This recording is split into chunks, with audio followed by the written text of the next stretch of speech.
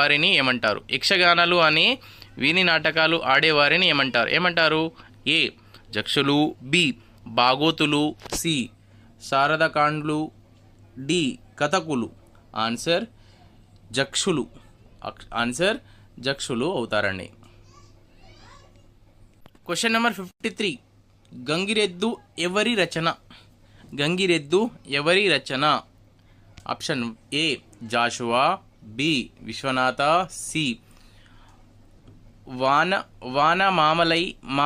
Vanamamalai Varadacharyulu, D Palla Durgaiah.